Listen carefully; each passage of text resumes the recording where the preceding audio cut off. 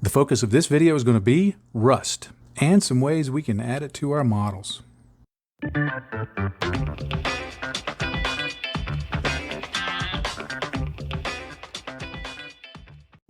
Okay, if you're wondering, what is this thing sitting on my work desk? This is a chunk of metal from an old gas grill that we have that's been sitting outside for years.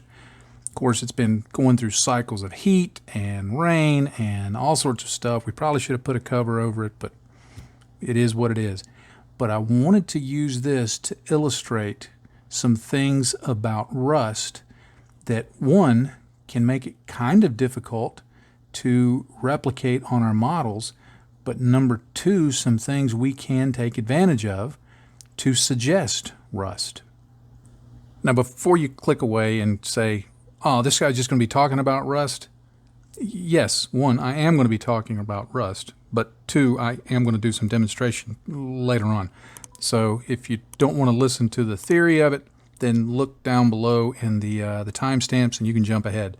But for those who are interested in talking a little bit of theory about rust, I want to go over some things about it.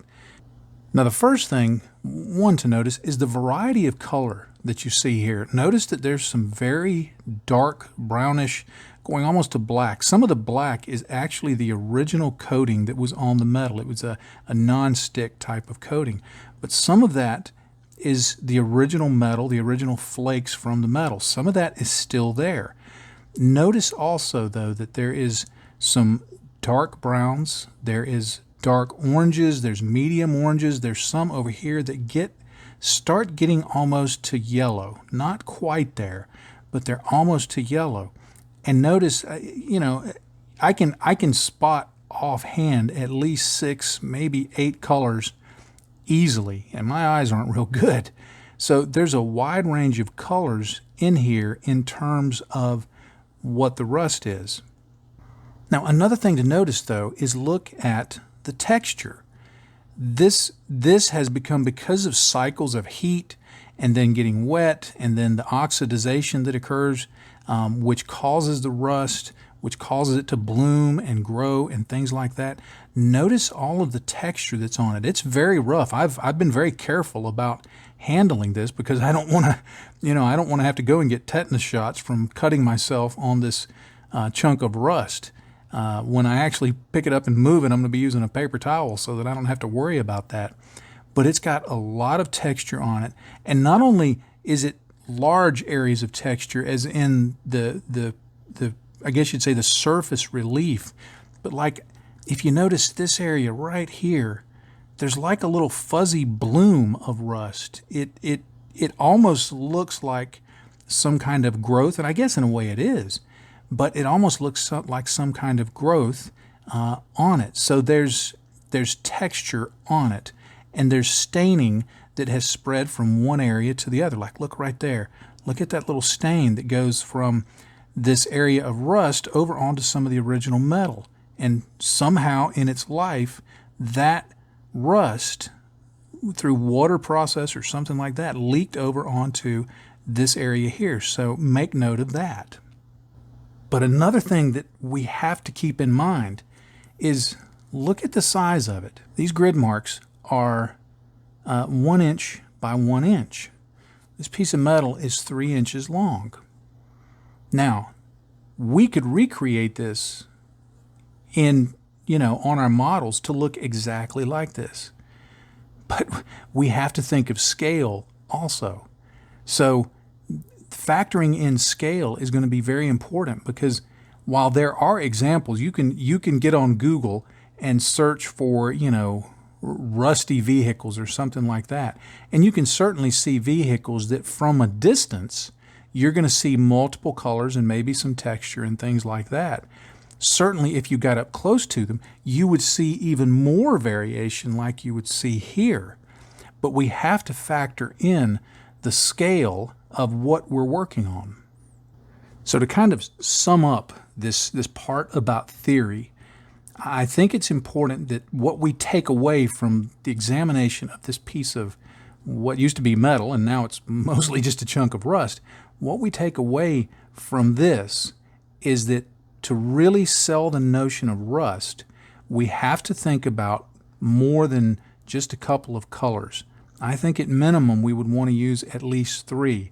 We also have to think about the fact that the brain, when it sees texture, it sells rust better.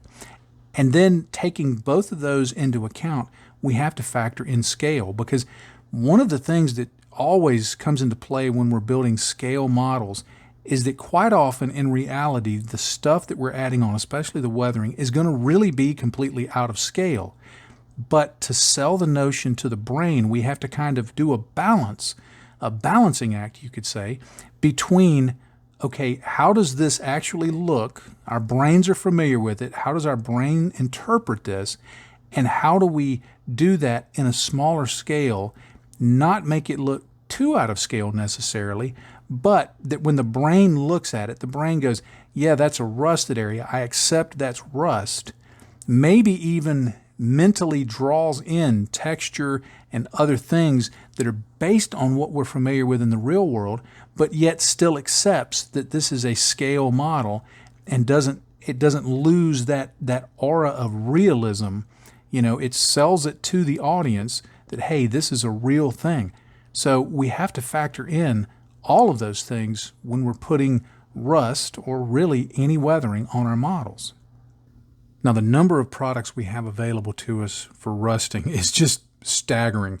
I've probably got far too many in my stash of tools, but I pulled out some of what I have just to kind of look at the wide variety of what there is, and that the availability, some shop, some online shop, wherever you are, has some of these available. I can almost guarantee you. For example, there are acrylic paints like these from Life Color. This is from a rust set that they do, a really good rust set. That's just various rust tones that I highly recommend. Here's an Aqualine product from Wilder. This is orange ochre rust, and it can be blended in. It's a great product to use. Vallejo makes, of course, their model washes with rust color, so those can be used for just about anything. Pigments. These are from Vallejo, but just about any company that makes pigments are going to make something that's rust colored. And even if it's not called rust, like this is dark red ochre, but if you look at that, well, that's just a rust color. It looks like that piece of metal that I was showing earlier. There are certainly plenty of enamel products. These are from Wilder Weathering, but AK and others make loads of enamel products that you can use for your rust tones. Oil paints are certainly an option. These can be used on any model, and they're really flexible and allow for a lot of blending and things like that. Pencils are a great choice. These are from AK, and you can really get a lot of rust effects out of these in a very quick amount of time. So no matter what product you pick, whether you like enamels, oils, acrylics, pencils, maybe some combination of them, there is plenty out there for you to take advantage of to add rust tones to your models. But just like those TV commercials, the ones where they try to sell you stuff, but wait, there's more. Just paint. Just plain old paint. Here's just some plain Vallejo paint and some Games Workshop paint. This is German Camo Black Brown. It's a very dark brown. This is Mahogany Brown, but that works with rust. This Gold Yellow, that in small quantities will replicate that kind of yellowish looking tone that we saw on the piece of metal. Oranges will work really well. And then mixing any of these together. There are so many browns and oranges and orange reds and yellow oranges available of just plain old paint. And just taking advantage of just basic paint and thinning it down and paying attention to opacity and a little experimentation, you could get by with not having to buy anything beyond what you probably already have just in plain old paints. You wouldn't need to get any of this. Now, it would be impossible for me to show the use of all of these products. So what I want to do is just demonstrate a few basic scenarios that you can use some of these products for in adding rust to your models, and just talk about the factors and maybe a few thoughts on how you could use one product instead of another, so that you can get the result that you're looking for. Now I'm going to start with just one of the most basic applications of rust, which is you're depicting a piece of the model, a piece of the whatever vehicle or whatever you're building.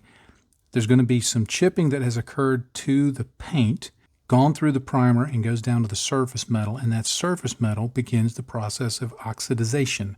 So I start with a dark color to represent the chipping down to the basic metal, and for the very darkest rust. The older the rust, the darker the color tends to be. Now, it can continue rusting as it's going through its life, so there can be dark areas and light areas. I mean, we saw that in that piece of rust that I showed at the beginning of the video. But generally, it's going to be darker is going to represent older, lighter is going to represent newer. So factor that in when you're doing your rust application. Now, I'm going to start by heavily sponging on the German Camo Black Brown. This is going to represent my chipping. And I want this to be the largest area of application that I'm going to put on. Now, I'm doing this with a sponge. You could do it with any kind of brush. You can do it with a sponge. You can do it with whatever you want. I like the varied pattern that the sponge gives because it just works fairly well. Now, I thin the paint down with water. The thinness I'm looking for, and you have to experiment a little so you'll be comfortable with it. But the thinness I'm looking for is something that is thin enough to get good coverage, but not thick enough to leave texture. Now for the rust colors, I'm going to be using these life color paints. I'm going to be using Rust Base Color, Rust Light Shadow 1, and Rust Light Shadow 2. But you can see the progression of color. That's all you're looking for. It can be any paint. It can be enamels, it can be oils, it can be acrylics, it can be whatever you want. But the application is going to be very similar to the chipping that I just put on. I'm going to get some on my sponge, and I'm going to begin applying this, and I'm going to try and confine it pretty much to within the chipped area. Now, if you want to go a little outside of it, that's fine. That'll look cool. And then if you want to go back later with a brush and add in some chipping in some of those smaller areas that you can't accurately get to with the sponge, that works too. Now I'm going to come in with the next lighter color, and I'm going to do the same thing. But this time I'm going to be just a little more restrained about it. And I'm not going to put it in all areas, but spread it out just a little so that it will give some variation to the rust color.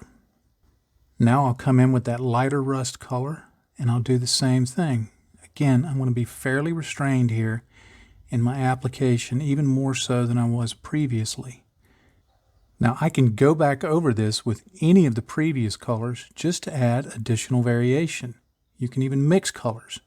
So having dark over light and light over dark and just switching things out will just add to the depth of finish that you have in your rusted areas. Now to take this application a step further, what I'm going to do is I'm going to take some of the original green base color, and I'm going to sponge that over this rust application, because in some cases it's not that it's a giant patch of rust that you want to develop, but rather it's something that shows that rust is starting to come through, but some of the paint is still intact, some of the paint is still visible, and so this just kind of adds to the effect. I've seen in some cases that there is a point in the life cycle of rusting where the painted metal will almost ride on top of the rust that's blooming from underneath. And so this helps to make that effect, and it also breaks up the rust area and makes it look like something that's seen a lot of scratches and not one giant major scratch. And remember, this can be done with any acrylic paint, any enamel paint, any sponge paint, basically anything you can apply to your model. And if you like using a sponge, anything you can apply with the sponge. Now, quite often when an area rusts, as the rain falls down and goes down the side of the vehicle or whatever it is that's being rusted, it will take some of that coloring and leave streaks on the surface of the vehicle. Now, in this case, you could use enamel washes, you could use acrylic washes, but what I'm going to do is I'm going to bring in some oil washes. Now, first, I'm just going to take some odorless thinner with just a barest touch of oil paint on it, and I'm just going to kind of filter that on above the whole thing, because that's going to just kind of tint that area an orangish color. What I'm using is orange rust from Adam Wilder's weathering oils. But again, anything will work. Any oils you want to try, any enamels you want to try, any of that will work. And then what I can do is I can just add in a little bit of thicker oil that's not quite so thin and put it on there and just begin streaking that down like this. Now here I'm only using one color. If I were doing this on a model for real, I suppose you'd say, if I were doing this for real, I would use more colors. I would probably opt for a darker color, this color, and then a much lighter, something closer to yellow. But at this point, all I'm doing is making streaks just like I would with any kind of oil or enamel staining, where I make a streak and then I go back and I just begin blending out the edges of it like this.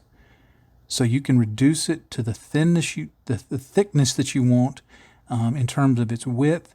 You can push it back up. You can push the pigments back up. You can blend them around like that. And what you'll end up with is a place that looks like the oils, or rather the rust, is streaking from that area. You can go back in and add more in like this in certain areas and just stipple that on. And once the thinner dries, you can take a look at it and see, do I want to change anything? Do I want to enhance it? Do I want to manipulate it around a little bit? And because oils and acrylics don't mix, I was able to just blow dry the acrylics with my hair dryer, and I can put these oils right over it. And because the oils are such a thin application, I can actually hit these with the hair dryer and have these ready to go in fairly quick order. Now, after just a quick blast from my hair dryer, it's pretty much dried up the thinner, and what I'm left with is the acrylics and the oils that I put on there. And you can see the streaking right down here, which I could go back and add to that if I wanted to. I could blend those out more, stretch them down, add to them, add other colors to them, do any of this. One quick note, don't forget that the markings on a vehicle are usually painted on. So if they're painted on, they're going to be subject to chipping and to rust over them and things like that as well. So keep that in mind. Now, another simple way to add rust effects to your models is through washes. Sometimes bolts and other details like that will have rust that forms on the inside, because while there may be a protective coating on the outside, on the inside, the water will get in there and create some rust, and it will kind of boil out to the outside. So here I'm using that same oil mixture to just put a little bit of that around this hinge here and this bolt here. Now, I would probably want to go in and add some chipping to it also, but for the sake of demonstration, this is simple enough to show. But all I'm going to do is put this wash on here like this, streak a little down, and then once that dries, I can blend it in, and it will look like there's been some rust in that, and that it started streaking down a little bit. But you see here that I'm just blending that in, and note that I'm doing this quickly. This is not going to be award-winning work, and I understand that, but it's just quickly showing that you can blend this in and it'll work just fine. I could have done this with enamels. I could have done this with acrylics, but with acrylics I would have thinned them down a little more, and instead of doing this subtractive process where I add in the product and then blend it away, I would start with a much thinner version of it if it were acrylics, and then build it up and add it in very, very small layers until I got the effect that I was going for. Now, as I showed in the example early in the video about the texture that can be on rust, sometimes we want to add texture. A simple way of doing that is to take some pigment, and I used this pigment here from Vallejo, but any pigment will do, and I just added it in here fairly heavy around this damaged area. And you can see I'd already punched some through and had the plastic coming through like the round had come through from the outside. And then I had gouged it out a little bit with a scribing tool. So I've already done some damage to make places where the pigments would work. And then I just put some pigment fixers. So I just feel a bare bit of texture there. But now what I can do is I can go in, for example, with my oils, and I can add just a simple wash into this, and it will start running through it, and it will start adding to the rust tones and the rust effects. And I can use multiple colors of oils to make this stand out. I could use acrylics for this. I could use enamels for this. I could put more pigments on top of it of varying colors, but it will leave that texture behind. And if you try it a few times and you don't get texture, you're probably not putting enough pigments on there. Make sure you put enough pigments on. When you put the pigment fixer on, it may dilute some of the pigments. So, and I used, just so you'll know, I used the VMS Enamel 2.0 binders for this. So you may have to account for how much binder you're putting on and your pigment ratio.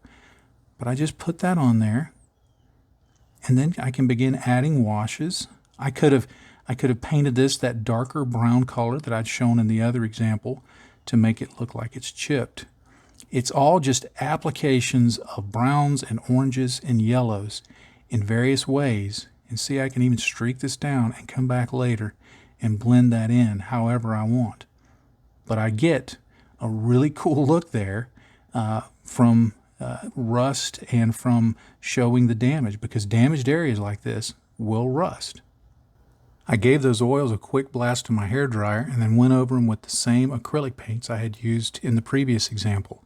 So you can put things over things fairly quickly. You just have to do a little experimenting to see what you can get away with. Now, there's some products that aim to be one application kind of products. This Dirty Down Rust is an example. Let me put some on here, get it on there nice and thick, just for the sake of showing you how it works. And then I'm going to hit it with my hairdryer, just briefly. Now if I come back with some water on my brush and begin just blending this around a little bit, this is where the magic of this product is going to really start happening. Here you can see that after just a few minutes, it develops some really convincing looking rust. Now, there is a drawback to this. It continues to be water soluble even after it dries. So you have to be aware of this. If you're going to apply it, it needs to be after everything else is done. I have used it and then put a sealer over it, but I found using both acrylic clear coats and lacquer clear coats that when you put a sealer over it, it tends to moderate the highs and lows in terms of the color. So you lose some of the brightness, you lose some of the dark colors, and what you're left with is some mid-tones. Now, it still looks good, but it's not as dramatic as this. So just be aware of that. Another very quick and effective method is to use these AK weathering pencils. And all I've done is put some water in my palette, and I just kind of touch it to the tip of the pencil like that. And you see I've already put some of my German camo black brown on here to represent a deeper level of chipping. I just work a little off, and I just begin going in and stippling that on there. And I just build up the color until I get as much or as little rust as I want. And because these blend together very well, they're almost like acrylic oils. Because they blend together really well, I can go from one to the other, and I can just kind of add that in, get some water on my brush, reduce it, blend it around, and just kind of mix the colors, and very quickly develop an area that looks rusted. Now, they have more colors. They have 5 colors in this set. I'm only using 2 of them just to make the demonstration very quick and easy. Here you can see once it's dried that just in that very quick application, I've already got a pretty decent base for some rust tones. Now, for the sake of time, I'm only going to describe this. I'm not going to be able to demonstrate it. But here, this damaged area that I've painted with a dark brown for the primer or the basic rusting metal look. I applied sponge application of acrylics here. This is sponge application of enamels, and this is sponge application of oils. All three of them produce rust tones. I could put hairspray over this or some kind of chipping medium and then paint over it with my airbrush of a base color and then go back in and chip away at the base color, revealing the rust underneath. I could do it around here, around this damage. I could do it here on this edge or here on this bottom edge. If you do it quick enough after the enamel or oil application, once you chip away with water at the base paint, you can actually go in with some odorless thinner and begin streaking the enamels or streaking the oils from within there, and it's going to provide some very realistic looking rust streaks. So using any of these in conjunction with hairspray chipping is going to be very, very realistic looking. Now, obviously, this has not been a comprehensive, thorough demonstration of every product and every technique that you could do to add rust to your models. What I hope this has shown you is the possibilities that exist with anything within the realm of what we use of our products, whether it's pencils, oils, acrylics, enamels, specialized products such as this, or just regular paint. Really what you're looking for is you just need some oranges and some yellows and some dark browns. Applying those in various methods that look like hunks of rust are really going to add realism and age and all sorts of other things to your models to fool the eye into seeing something that's not really there. Well, thank you so much for watching this video. I am very grateful that you have, especially if you're here watching at the end. Please be sure and hit the subscribe button down over here and click that bell icon so you'll know when I have new videos come out. And also drop a comment down below and give it a like. That'll help me in the channel. It'll also help me by hearing from you. I love to hear from folks and know that these videos maybe help you out or some ideas you have for your own rust applications. There's links down below to Patreon and to my blog. So if you would like to support me in the work I do, please click on that Patreon link. And of course, if you're already a patron, thank you so much for the support that you give me in this work. It is a blessing to me and it's a blessing to my family because I just couldn't do it at the pace that I do it with the materials and the kits and the products like these that I do to be able to bring these videos to people. So thank you for supporting this work that allows me to bring it to everybody. And finally, with all that being said, rather quickly I understand, but I hope it was helpful. With all that being said, I'll leave you with one final thought, as I always like to do. In this hobby, if you're not having fun, you're doing it wrong. Happy day to you, friends. Bye-bye.